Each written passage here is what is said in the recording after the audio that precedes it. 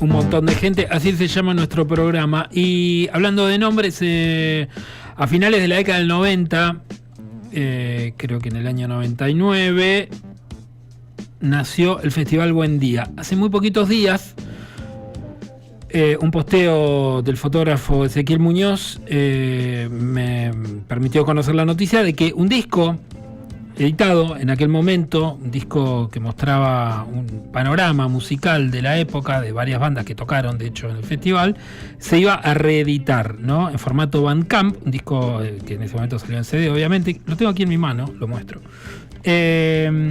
Así que dije, bueno, viajemos hacia aquellos años. Y para viajar hacia aquellos años, no llamé al teléfono que figura aquí en el booklet, porque dije, no me va a atender nadie. Mejor busco un WhatsApp. Y me dieron el WhatsApp de Amadeo Paza, el creador del Festival Buen Día. Hola, Amadeo. Buenas tardes, ¿cómo andás? Hola. ¿Cómo andás, Amadeo? ¿Me escuchás? ¿Qué tal? ¿Qué tal? Te escucho bien. Bueno, te escucho muy bien. Estoy acá en la calle. Hay mucho ruido. Bueno, me gusta que estés en la calle. Me gusta que estés en la calle porque representa el espíritu del festival. Sí. Sí, un festival que se realizó en espacios públicos. Sí. Eso fue una de las características importantes, ¿no? Que lo describieron. Era la intención de ocupar el espacio público con propuestas de arte contemporáneo, de un tipo de cultura que estaba recién empezando a asomarse, digamos, en esa época, y llevarla a la calle, digamos, para que esté al alcance de todas las personas, fue una de las tareas más importantes, ¿no? ¿Cuándo empieza el festival, Amadeo?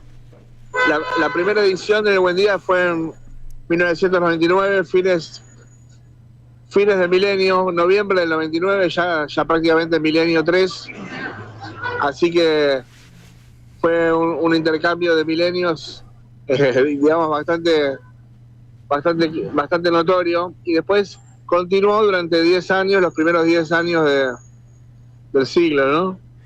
Siempre, no siempre en el mismo lugar, pero ¿cómo se te ocurre a vos hacerlo en una plaza? ¿Es cierto que se lo propusiste a lo pérfido?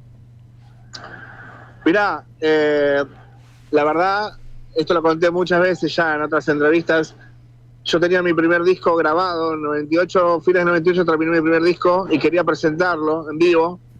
Y yo vivía en Palermo con mi familia, salí de mi casa una tarde y encontré que había una tarima en la Plaza Serrano. Se me ocurrió solicitar la misma tarima para poder hacer un recital a la tarde con 2 o 3 bandas. Y bueno, a esa primera idea se le sumaron un montón de ideas, que era, digamos, convocar a todos los diseñadores independientes que ya estaban en Palermo, que había más o menos 10 locales en esa época. Se les ocurrió sumar la gastronomía de autor, las editoriales independientes, sellos discográficos y todo lo que era la nueva camada de producción cultural que había en la ciudad. Y bueno, finalmente la primera edición del evento se logró con más de 20.000 personas, más de 300 participantes. Fue una locura total. Hubo un día que yo me lo encontré a lo pérfido en la Plaza Serrano, que él estaba almorzando con su novia, que era María Gabriela Pumer, y le comenté que queríamos hacer el festival.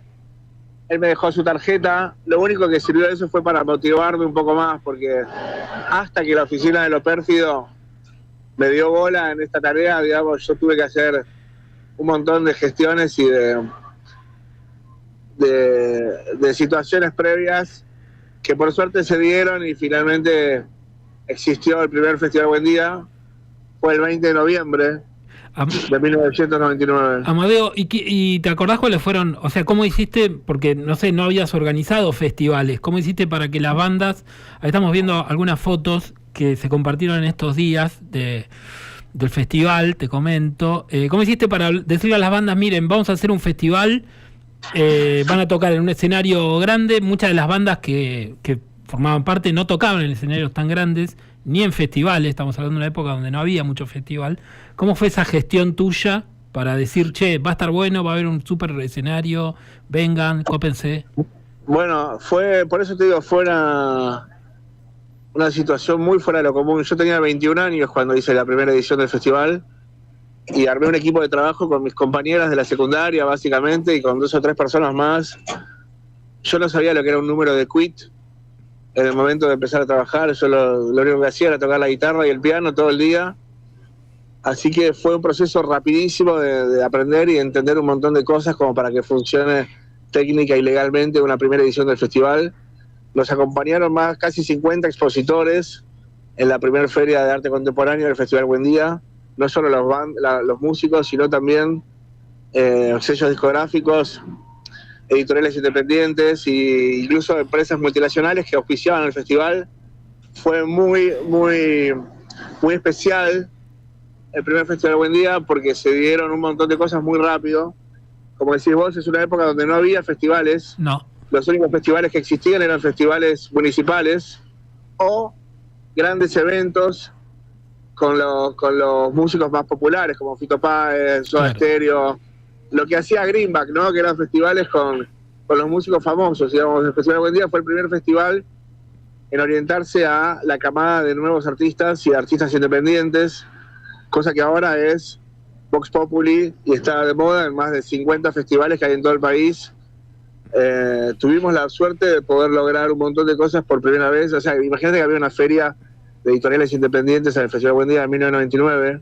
Hoy tenés la FED, Feria de Editoriales Independientes, con más de 1000 participantes. Sí. En ese momento no había nada de esto. Lo que era el arte independiente estaba muy relegado solamente a las ediciones municipales del Centro Cultural Recoleta, que trabajaba con artistas universitarios, digamos, pero no considerando en serio el arte independiente como la primera línea de exposición de la cultura, ¿no? ¿Y esperabas que lleguen 20.000 personas a una plaza, que no es la Serrano, esta creo que es la Armenia, ¿no? Plaza Palermo Viejo se llamaba en esa época. Ok. ¿Esperabas ese número de gente porque era gratuito? ¿Era a la tarde? O sea, había gente que... Bueno, fue muy sorpresivo todo. La plaza estaba preparada para esa cantidad de gente, pero la realidad superó todas las expectativas y fue lindo porque la realidad se impuso de una manera muy bella, muy mágica, casi como si no fuera realidad. Entonces fue tan lindo para todos que bueno, le dedicamos mucho tiempo y mucha vida a ese festival. Lo hicimos durante 10 años, lo hicimos después en el Planetario, lo hicimos en Rosario, siempre con el mismo espíritu y con el mismo formato y el mismo enfoque en los contenidos, ¿no? Si tuvieras que definir lo que era Palermo en ese momento a lo que es hoy, pasaron, bueno, del primero 27 años, lo cual es un montón, pero era un barrio, vos decís, lleno de diseñadores independientes, cosa que hoy no circula mucho por Palermo, pero pienso que es un barrio bastante distinto a ese momento. Mirá, Palermo siempre fue un barrio bohemio. Desde los 70, 80 se habían instalado en Palermo todo lo que fue la camada de arquitectos y psicólogos y, digamos, personas intelectuales que vivían ahí. Cuando yo empecé a hacer el festival ya había más o menos 10 locales de diseñadores independientes, una movida muy extraña y muy particular. Nosotros le dimos mucha fuerza y después de los primeros 2, 3 festivales Buen Día, pasó de haber 10 locales a 70. O sea, el festival promovió y propulsó el desarrollo del crecimiento comercial del barrio muy fuertemente. Al principio estuvo muy bueno y después lo que pasó fue que también se llenó de locales de las marcas multinacionales que querían copiar la esencia y el espíritu de las marcas independientes. Sí. Y se pusieron en Palermo también y se llenó de turistas y se convirtió en un barrio, digamos, fuertemente comercial. El espíritu independiente y de producción artística se perdió un poco y hoy de hecho te diría que los pendejos de 20 no están interesados en el diseño independiente, están más interesados en Adidas, ¿viste? Y en marcas multinacionales, digamos. En ese sentido el diseño independiente no tuvo una trascendencia muy fuerte en los últimos 20 años, pero las publicaciones independientes sí, las editoriales independientes crecieron muchísimo. Y todo lo que es música, obviamente el mundo se convirtió en en un lugar en donde la música es solamente independiente, los sellos discográficos ya no existen prácticamente. Así que algunas cosas cambiaron, algunas cosas prosperaron. Todo lo que nosotros pusimos con gastronomía, que fue el diseño de autor, creció exponencialmente. Hoy en Buenos Aires tenés cientos de eventos dedicados a la gastronomía de autor, cientos de ferias contemporáneas, incluso el gobierno ya hace el mismo formato, o sea que en ese sentido fuimos precursores de un montón de cosas que hoy forman parte de la cultura argentina, ¿no? ¿Con qué recuerdo musical te quedás fuerte de aquellas primeras ediciones, sobre todo? ¿Qué te gustaba ver? Estuvo muy bueno. Estuvo todo muy bien, participaron un montón de artistas muy copados y a algunos les fue bien, a otros se separaron, digamos, algunos se convirtieron en mega estrellas nacionales, a otros no les pasó nada, pero todos los shows estuvieron buenos. ¿Y cómo los convencías? Contame esa gestión.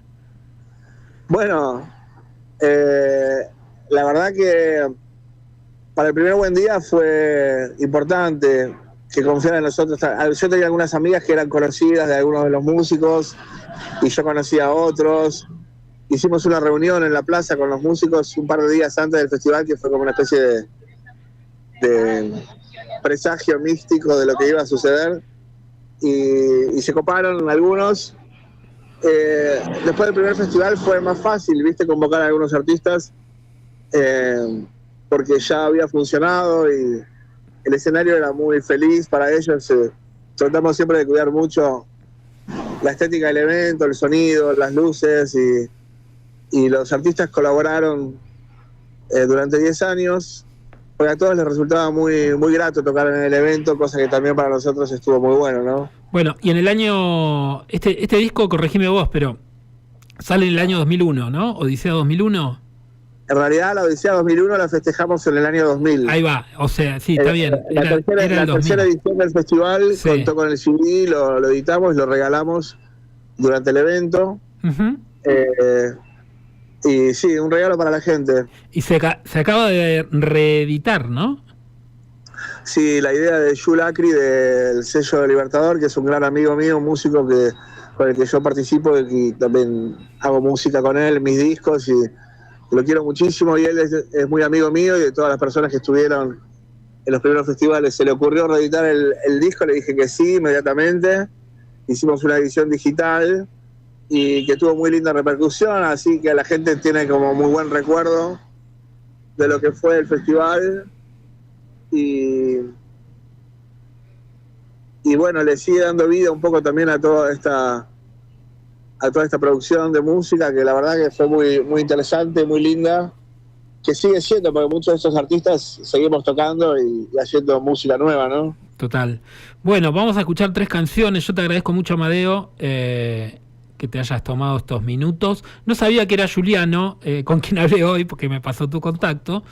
Pero sigue siendo toda gente que orbita de alguna manera alrededor de todas estas iniciativas culturales que para mí son tan fundamentales como, bueno, otras cosas, la música, por ejemplo. Así que te agradezco mucho, Amadeo. Saludos a Juliano, obvio, y a ese Muñoz, que siempre sube fotos y la gente se encuentra. Yo de hecho me vi en una, creo que la del primero, y me pareció increíble porque, claro, no había mucha foto en ese momento, eran todas fotos, obviamente, a rollo, y están saliendo muchas a la luz. No sé si las has visto, pero son impresionantes. Sí. Sí. Bueno, Amadeo, te agradezco mucho. Te mando... Dale, buenísimo. Muchas gracias por tu tiempo y un saludo para todos. Gracias. Gracias, hasta luego. Hasta luego. Era Amadeo Paza, el creador de este festival, que, como bien dijo, tuvo su primera edición en 1999. La noticia por la cual molestamos a la gente es que este disco, que yo ahora tengo en mi mano, ni me acordaba que lo habían regalado. Mira, lo auspiciaba Telecom, IPC, que era la marca del CD, ¿se acuerdan de los IPC?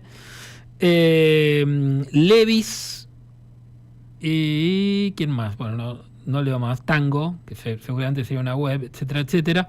Y se regaló. Bueno, se ve que tuve la suerte de tener uno, y la verdad no lo escuchaba desde aquellos años, así que vamos a repasar 3 canciones que seleccioné. quizás no de las más conocidas, para darle una nueva oportunidad. Primero vamos a escuchar a Ondas Martenot, que recuerdo que eran 3 chicas que hacían una especie de crowd rock medio espacial. No sé si duraron mucho más de aquellos años, la verdad, les perdí bastante el rastro, con la canción Soy Boyer. Después a Leo García, a quien sí conocemos, con una canción que me parece que no incluyó en ningún disco, llamado Gracias a MTV. Y por último a Deluxe, una banda escindida de Juana la Loca, que en ese momento se habían separado. Bueno, todos los que se fueron de Juana, el Tucán y Cristian Lantes, que era el guitarrista y pasó a ser cantante de Deluxe, hicieron este grupo y la canción se llama Supercampeón. En Bandcamp lo encuentran al disco, si quieren escucharlo, y si no, bueno, hay que buscarlo en formato físico, más difícil. Nos invitan a ver, nos tientan a ver y nos niegan la mirada, acercarse y no hallar nada. Resplandor en el campo magnético, cristal día y cristal círculo de protección. La oscuridad es el dominio del exceso.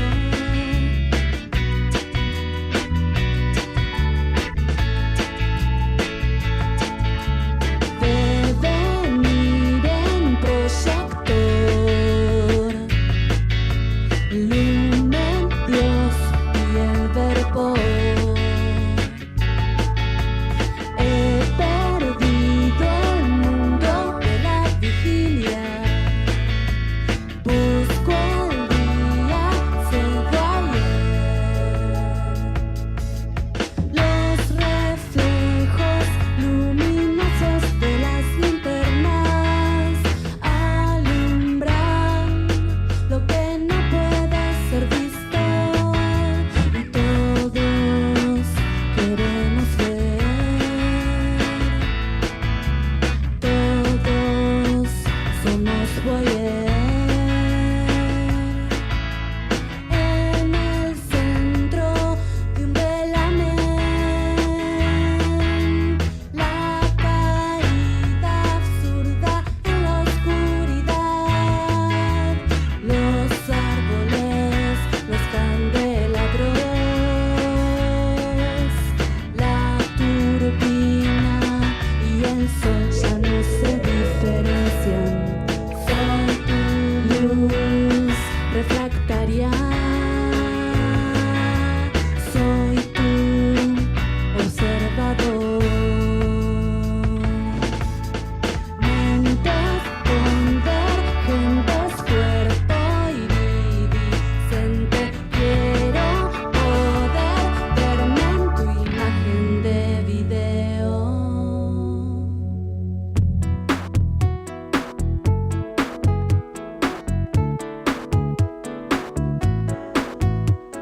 Decime qué sentido tiene estar solo. Un video de chicos lindos enfrente. Los 5 bailan y cantan a coro. Un estribillo igual a nuestra vida. Decime qué sentido tiene estar solo. Decime qué sentido tiene. Decime qué sentido tiene estar solo.